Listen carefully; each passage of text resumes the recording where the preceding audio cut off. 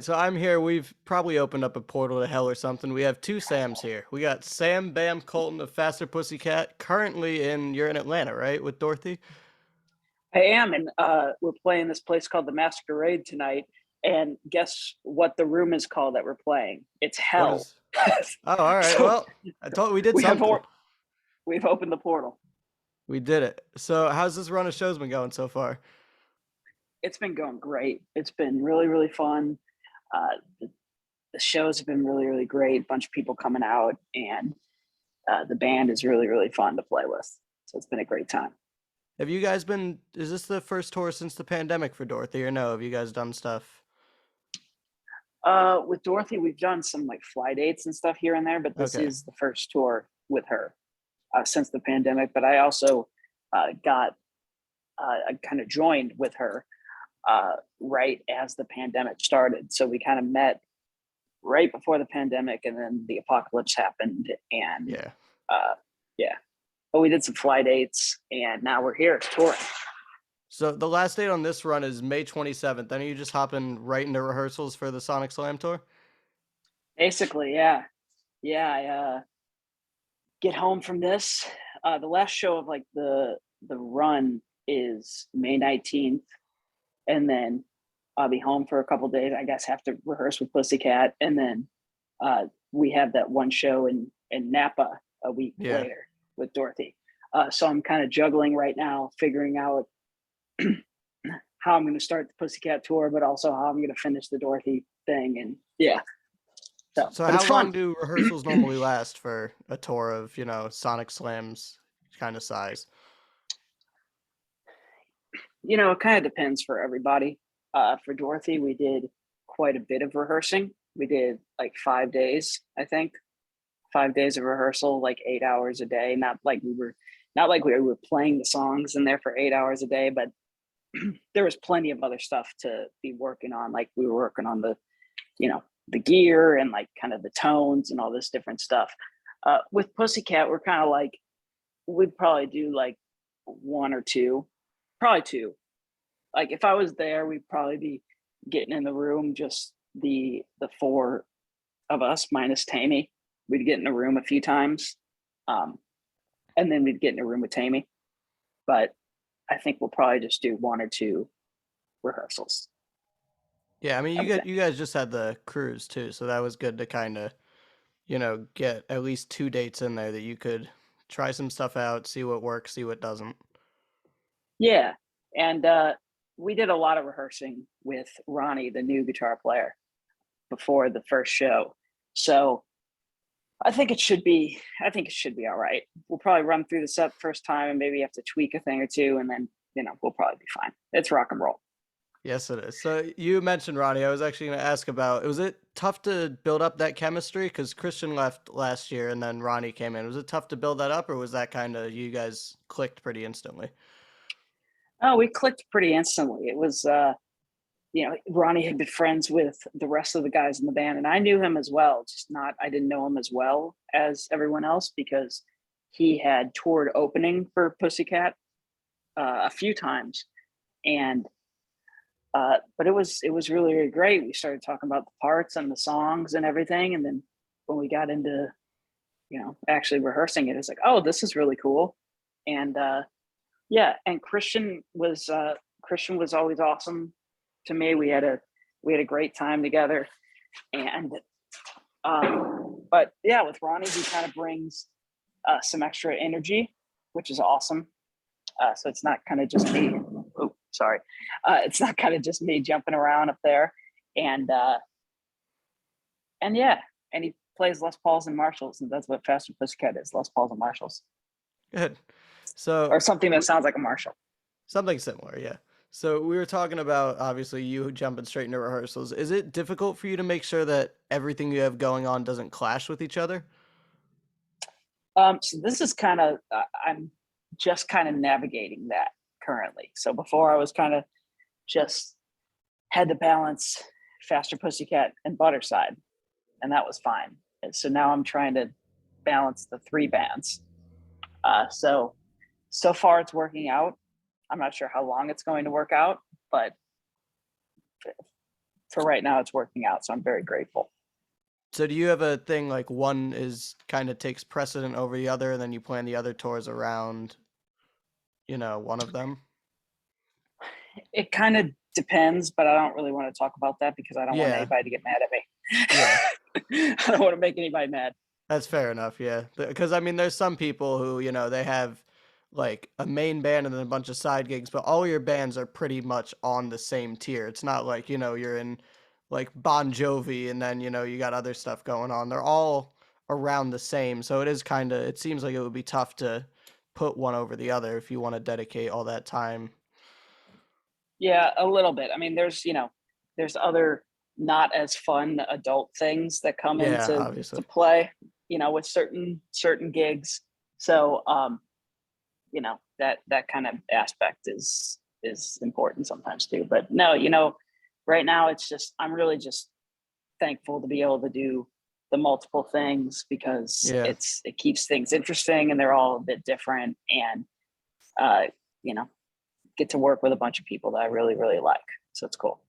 Yeah, so let's talk a bit now about the Monsters of Rock cruise. I don't know how it's been in other years because this is my first year on it, but this year you especially were doing a lot of the late gigs. You had Faster Pussycat on at like 12:15. You were doing the Cruiser Jam, Rare Hair. That was all like 1 in the morning stuff. Do you prefer doing the late night stuff instead of, like midday at festivals or on other cruises? I guess I prefer nighttime. Yeah, because I mean, but daytime stuff is fun too, just in a different way. Yeah. Uh, yeah, they're both two totally different animals, I guess. But I'm kind of a night owl in general. So I'm always kind of up late. So for me, you know, the gig at midnight, it's like, cool. All right, I'm ready. Everyone else is trying to just down a thing of coffee to stay alive. Tammy is, yeah, because he's like, oh, I get up at 7 a.m. now. He's Mr. Sober and gets up, all nice Yeah. and early. And I'm sober too. I've never drank or done any sort of partying, anything ever before in my life. And but I just naturally I don't like waking up early. Can't help it. I can if I have to, but I don't enjoy it. Right. It was Did you tough say on the you were on the cruise. cruise? Yeah, it was tough because we'd stay up till like 2 to see every band, and then get up at like 9 to see every band. Yeah. Yeah. But It's a it tough was a thing. good It's kind of rough. crazy. It was very nice. Yeah, the cruise is so great. It's just always an honor to get to be a part of it. And the people that run Monsters of Rock are so great. Yeah. And yeah, it's just a really great time. So how many shows did you actually get through on that cruise? I was with Tyson Leslie a couple weeks ago talking to him. I don't think anybody can match his number, but you might be close. Oh, I mean, Tyson played with like 12 different people on the Yeah. cruise, like 12 different shows. Um, I did have something going on like every day Yeah. ish. Um, but there were two faster shows because pretty much every group plays two shows. And then there were a couple different jams. There was Tyson's Rare Hair Jam. There was Izzy's Cruiser Jam, and Jam with Enough's Enough. And there was maybe another one or two things, but yeah, it was fun. So you and I were both born after the, glam era of the 80s. I think actually like Fast Pussycat had broken up at that point when we were when we were first young. But so what kind of music were you brought up on? I grew up loving.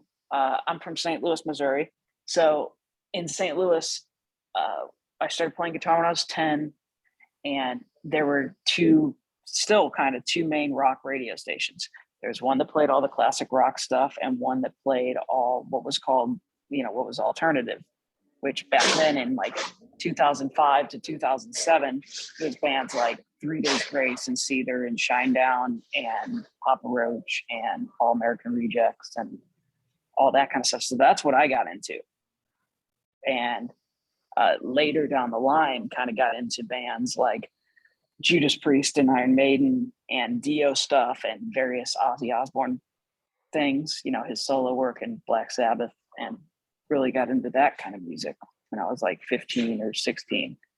And yeah, that's kind of what I got into. The 80s stuff, I really wasn't familiar with Faster Pussycat stuff. Like I knew the band and I knew Ace, their former guitar player, that and knew them from playing on festival shows with them, but I didn't really know the catalog. So certain bands like that, I just didn't really grow up with. So how'd you get brought into Fast Pussycat then? Was it from knowing Ace? It was from knowing Ace. Yeah, he had asked me if I would be available or interested in subbing for him on the summer run in 2019. So actually texted about kind of around this time. It was kind of like April 2019, and asked if I wanted to sub, and I was like, of course, that would be amazing. And uh, that's kind of how it happened. He has LA Guns. He had recently joined, and he was doing double duty for about a year. I think he said he did double duty, and just there were some date conflicts, and then everything kind of worked out. I went out with Pussycat. He went out with LA Guns, and then the Pussycat guys kind of offered me the gig if I wanted to stay because they didn't want me to leave. So I'm still here. Yep, it's like what, 3 years later now? Can't get rid of you. Almost 3 years. So have you guys been working on writing and recording anything recently? Yeah. Actually, I literally just talked to Tammy last night about a mix of a song, and it's kind of a, if you haven't noticed, it's a slow process. We got Little that bit, one yeah. song out. We got that long one song out last year. Sorry, two songs. The Nola with the Pirate Love is B side. Those came out last year, last May. Um, I know the hope is to get another one, if not two songs out soon in the near future. So we'll see how that goes. So how involved are you with the writing of the songs? It's fairly, I mean, a couple of the things that we've been working on are things that Tammy's had sitting around for a little while. Yeah. So he's had these songs, um, but he's very open to if I have ideas to change things or ideas of, oh, this could actually go like this. Um, it's all really kind of open and creative. But uh, and I've written him some things as well. So again, like I said, it's kind of everybody works a little differently, and the process with Faster Pussycat is kind of a slow process, but there will be more stuff coming soon. I mean, I was just talking to him last night about it, and getting this mix of this other song kind of got him all excited. And so now he's kind of working on trying to get some other songs up to speed that I have recorded on already. So I mean, the bands that you just named don't really seem to fit in with the Faster Pussycat style. So how is it for you to, write, trying to balance kind of what sound you were drawn to when you were younger, and what sound we'd expect to hear out of a Faster Pussycat album? That's a good question. Uh, I guess because I feel like, now that I am familiar with the Faster Pussycat catalog and am familiar what the band is like, uh, I can kind of have an idea of, okay, this kind of sounds cool, rock and roll ish. Uh, but when I'm writing for stuff, it's all kind of, it's all different. It depends on the thing. The way I kind of write in general kind of works how what Budderside is doing, and that's just kind of what naturally comes out. But it's not really. I don't know. I don't really have to think about it. I just kind of sit down and it's like, oh, okay, that kind of sounds like like rock and roll, less modern, more just rock and roll. Yeah, and it's definitely good to have Tammy there to, ask questions and, see if you'd like it. Yeah, yeah. It's really fun working with him. He's great. So the bands that you named, were those just strictly you liked them because you liked the sound, or were those some of the guitarists also that you looked up to? Like, who were some of the guys that you listened to for, I guess not even research purposes, but just to hear the guitar. That's kind of like, yeah, I kind of got into bands. I was actually thinking about this the other day. I was like, I got into bands more than guitar players. Like I got into Green Day and got into all those groups that I kind of mentioned earlier. Um, and it was more just, I think even for me, and it's still to this day, it's kind of about, it was about the riffs and about the guitar tone and about the songs. Like I've never gotten into real like guitar player guys, you know, like instrumental kind of guys or any of that kind of stuff. Uh, it just kind of flies over my head because I like a song with words and a great melody and great lyrics and a cool riff and just something that sounds really cool. So that's kind of, I think that's why I got drawn to that music kind of in general, because it was just, or maybe that's why I like what I like is because that's the music that I kind of got into. I don't really know, So if you but had to pick a couple from the band, who are like some of the guitarists that you are more drawn to than others? Because obviously, I mean, like bands like Green Day, stuff like that can be a whole band experience. Is there any particular, yeah, guitarist you're drawn to? I can tell you like today it's Jerry Cantrell is kind of like the top tier Yeah. for me. He's my Lord and Savior. And then there's guys like Vivian Campbell and Doug Aldrich and Slash and Richie Faulkner from Judas Priest. Oh, All you're those gonna love guys. this. Hold on, I gotta find it. There we go. This is from Saturday. Why does he? Do you Oh, know why he cool. uses such thick picks? Because these are insanely big. Those are really thick picks. I use pretty thick guitar picks too. Um, I don't know. I don't know. It's just It's massive. he's probably the same way. Everything for me is it's feel based. So it's Yeah. just I try stuff until it feels right, and then once it feels right, I use that for a year until I get bored. So you mentioned obviously some of the guitars that you look up to. Have you gotten the chance to play with any of them? Because you're in a pretty good spot. You went to LA and you do jam sessions often. Have you gotten the chance to play with any guitarists that you've looked up to? I don't think so. Not I somebody who is I got to jam with Nuno a few times because we know each other, and a few different jam nights with him, which was one of the at least the first time I played with him. It was I can count on one hand the number of times I've been nervous in my life, but that was one of them. Uh, but yeah, no, not anything with like Cantrell or anything like that. But that would be amazing to get to do one day. Something that makes me kind of jealous that you don't get nervous. I wish that I had that. I don't know. I mean, I know it's kind of a weird thing, but uh, being on stage with a guitar in front of people is kind of the only time in life that I am actually comfortable. So I that hasn't really been a thing for me personally. What was the first show that you felt nervous about happening? That was I was 14, and in my first band, we were opening for this Led Zeppelin tribute. So in St. Louis, where I grew up and where I'm from and where I started playing bars when I was 12 and started going to these different open mic nights. And at these open mic nights, they were hosted by these few different musicians. Well, this one particular guy really took an interest in my first band that I was in. So he was like, the next time I have a show, I'm going to have you guys open for it. And the next time he had a show, it was a 21 and over only club. And we were all like 13. So, we weren't able to do it. But he was like, next time, all right, so the next show, you guys are going to do the next show.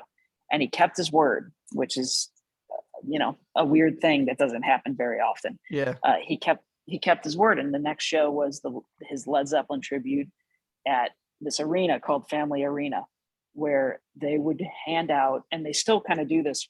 My friend Mark still does this with tributes. They hand out thousands of free tickets Like they put free tickets everywhere, and the money is made off parking and concessions, and thousands of people show up to watch these shows. So that's, to try to make the long story short.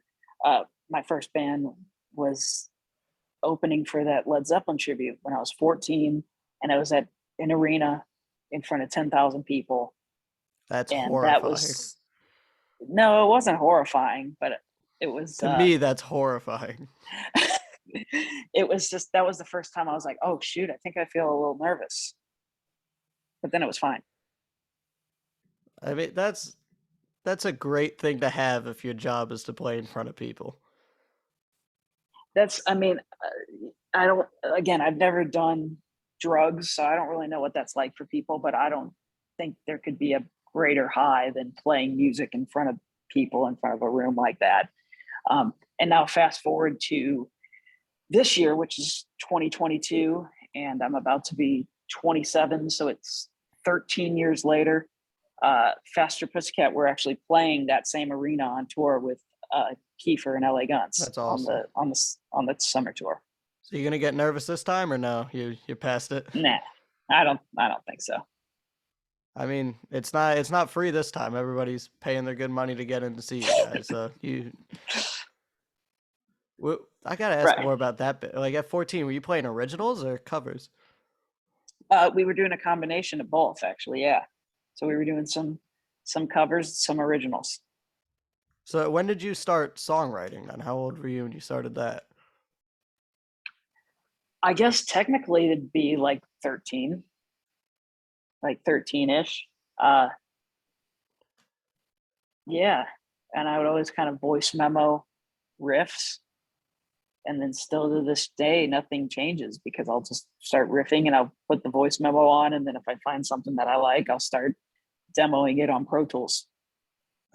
I mean, yeah, especially now, like in the modern era, recording music has never been easier. Yeah. So I mean, it's pretty crazy. Yeah, it's definitely good to have. So what were you doing during the COVID lockdown? Was that just a lot of writing and sending stuff around then? Because there wasn't many shows happening. Yeah, basically. I mean, that was kind of the only thing that I could do to keep sane, really, was just sit and try to write and try to work. And I came up with a lot of riffs during the time. But it's yeah, that was there were some live stream shows. Did a few of those. There was some studio stuff. Once stuff kind of started, after the first few months, it was crazy. Nobody was going anywhere or doing anything. Yeah. But yeah, that's kind of how I spent the time the most, I think, was kind of just writing and trying to work in any way possible. All right. Well, we're going to wrap it up. We're going to look and see in the future, what do you want to have accomplished by the end of this year?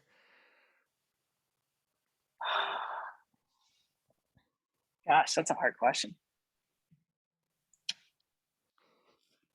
I don't know.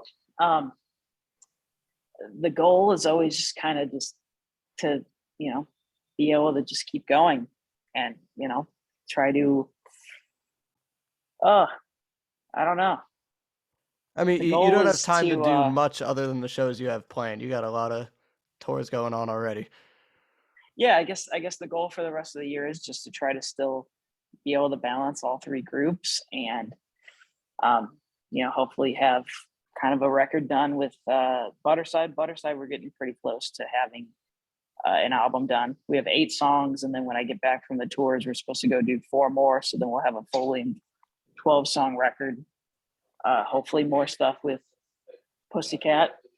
Dorothy's record actually comes out in 2 weeks. It comes out at April 22nd. I'm on a couple songs on it. I guess that's kind of the goal, is just to keep juggling all 3 groups and keep playing shows and keep writing music and hopefully keep releasing more. Awesome. All right. Plug away. Where do you want people to look for you, find your stuff, get it all out there?